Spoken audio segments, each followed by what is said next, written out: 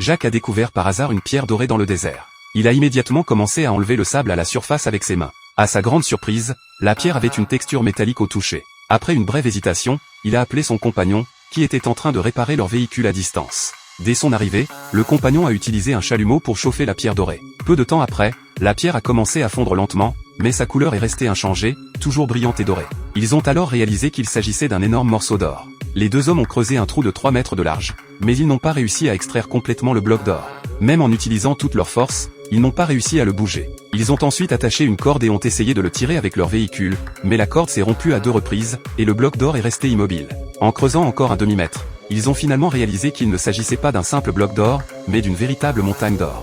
Voyant que la nuit approchait, Jacques et son compagnon ont rapidement ramassé du bois sec pour allumer un feu de camp. En pensant à la montagne d'or à côté d'eux, ils n'ont pas pu s'empêcher de pousser des cris de joie. Après avoir discuté, ils ont décidé que l'un d'eux irait chercher une pelleteuse, tandis que l'autre resterait pour garder la montagne d'or. Le lendemain, après avoir réparti l'eau et la nourriture, le compagnon a emporté la majorité de l'eau sous prétexte de refroidir le moteur du véhicule. Il a également laissé à Jacques un téléphone satellite pour rester en contact. Une fois son compagnon parti, Jacques a recouvert l'or avec du sable et a utilisé une bâche pour créer un petit abri contre le soleil. Le jour suivant, en allant chercher du bois, Jacques est tombé sur l'épave d'un avion. Bien que ce ne soit pas de l'or, il a pensé que cela pourrait servir d'abri temporaire.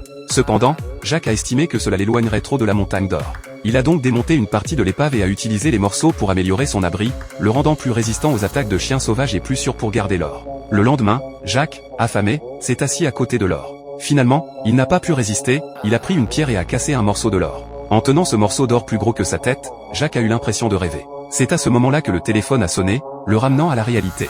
Jacques pensait que son compagnon revenait avec la pelleteuse, mais il a plutôt reçu une mauvaise nouvelle, le moteur du véhicule était en surchauffe et nécessitait des réparations qui prendraient au moins 4 jours. Son compagnon lui a demandé de tenir bon. Jacques était contrarié. Les réserves d'eau et de nourriture ne dureraient que 4 jours. Comment allait-il survivre? Mais en pensant alors, il a décidé que tout valait la peine.